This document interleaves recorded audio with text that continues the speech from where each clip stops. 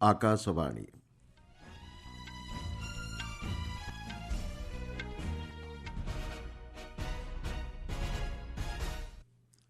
संवाद पढ़ुछंती मलय रंजन मिश्र।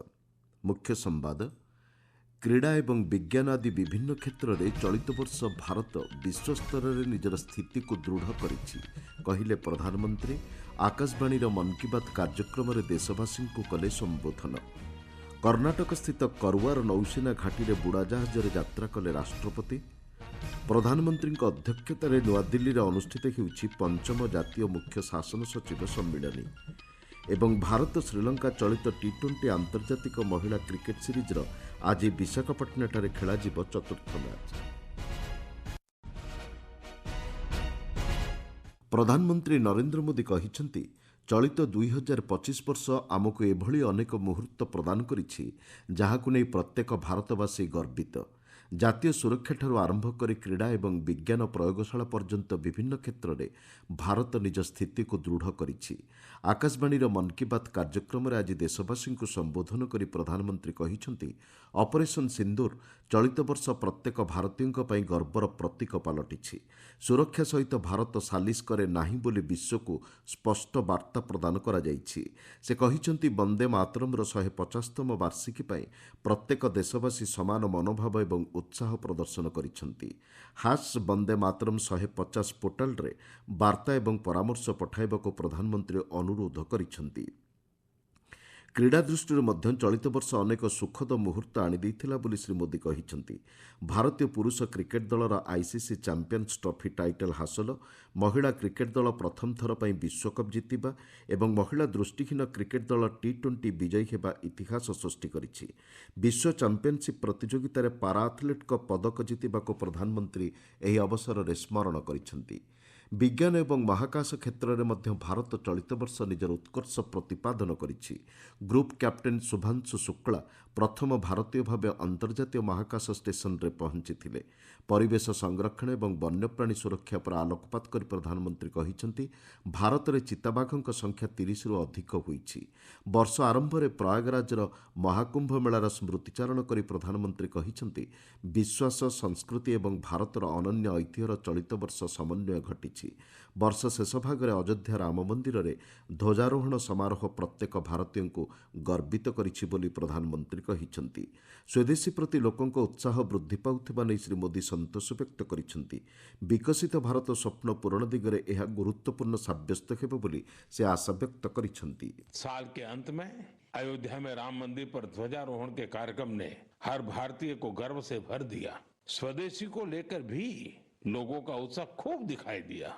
लोग वही सामान खरीद रहे हैं जिसमें किसी भारतीय का पसीना लगा हो और जिसमें भारत की मिट्टी की सुगंध हो। आज हम गर्व से कह सकते हैं 2025 ने भारत को और अधिक आत्मविश्वास दिया है। विश्वस्तर में भारत उपर आशा एवं विश्वास वृद्धि पाइछि। एहार प्रमुख कारण हेउछि भारतर युवशक्ति। विज्ञान उद्भावन एवं प्रजुक्तिविद्या प्रसार क्षेत्र में भारतर सफलता विश्वर अन्य राष्ट्रगुड़िक प्रभावित करुछि बोली प्रधानमंत्री कहिसेंति। विकसित भारत युव नेतृत्व आलोचनार द्वितीय संस्करणर आयोजन पर आलोकपात कर प्रधानमंत्री कहिसेंति आसंता मास 12 तारिख में स्वामी विवेकानंदଙ୍କ जन्मवार्षिकी जातीय युव दिवस पालन अवसर में एहार आयोजन कराजिबो।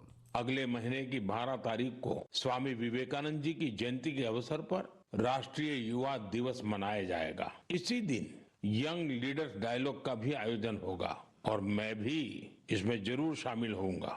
इसमें हमारे युवा इनोवेशन, फिटनेस, स्टार्टअप और एग्रीकल्चर जैसे महत्वपूर्ण विषयों पर अपने आइडियाज शेयर करेंगे। निकटरे शेष होइतिबा स्मार्ट इंडिया हाकाथन 2025 संपर्क आलोचना करी प्रधानमंत्री कहिसेंति 80 रु अधिक सरकारी विभागर 270 ऊर्ध्व समस्या समाधान दिगरे ଏହି अवसर कार्यक्रम अनुष्ठित होइछि।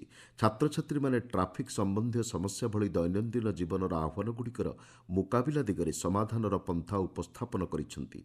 गत 8 वर्ष मध्य 13 लाख रु अधिक छात्र छात्री एवं 6000 रु अधिक शिक्षानुष्ठान स्मार्ट इंडिया हाकाथन रे अंशग्रहण करिसेंति।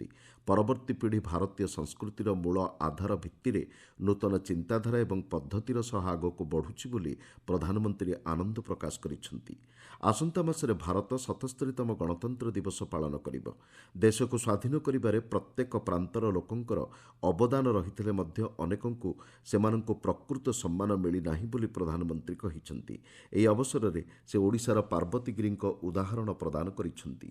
आजादी के आंदोलन में देश के हर हिस्से के लोगों ने अपना योगदान दिया है। ऐसी ही एक स्वतंत्रता सेनानी है ओडिशा की पार्वती गिरी जी। उन्होंने 16 वर्ष की आयु में भारत छोड़ो आंदोलन में हिस्सा लिया था। पार्वती गिरी जी ने अपना जीवन समाज सेवा और जनजातीय कल्याण को समर्पित कर दिया था। मैं पार्वती गिरी जी को श्रद्धांजलि अर्पण करूची। प्रधानमंत्री फिजिरे भारतीय भाषा और संस्कृतिर प्रसार पर ग्रहण करा प्रशंसनीय पदक्षेपगुड़िक आलोकपात करिसेंति। चलित वर्षर वाराणसी में काशी तामिल संगमम पालन समय तामिल शिखिबा उपर गुरुत्व प्रदान करा जायतिला बोली प्रधानमंत्री कहिसेंति। शेषरे प्रधानमंत्री श्री मोदी सुस्थ जीवनशैली आपणाइबा और फिट इंडिया अभियान में सामिल हेबाकु समस्तंकु आह्वान दैछंति। आपण माने संवाद शुणुछंति आकाशवाणी। राष्ट्रपति द्रौपदी मुर्मू आज कर्णाटक स्थित करवार नौसेना घाटी एक बुड़ा जहाज यात्रा करिसेंति। नौसेना मुख्य आडमिराल दिनेश के त्रिपाठी राष्ट्रपति सहित आईएनएस बाघसीर कलभारी श्रेणीर एही बुड़ा जहाज यात्रा करिसेंति। कलभारी श्रेणीर बुड़ा जहाज राष्ट्रपति मुर्मूंकर यह प्रथम यात्रा होइतिबा बेले डॉक्टर एपीजे अब्दुल कलाम पर से देशर द्वितीय राष्ट्रपति होइछंति। 2006 मसीह डॉक्टर कलाम विशाखापट्टनम ठारे एक बुड़ा जहाज प्रथम थर पर यात्रा करथिले। गोआरू आसी राष्ट्रपति आज करवार पहुंचवा पर कर्णाटक राज्यपाल थावरचंद गेहलोट तांकु स्वागत करथिले।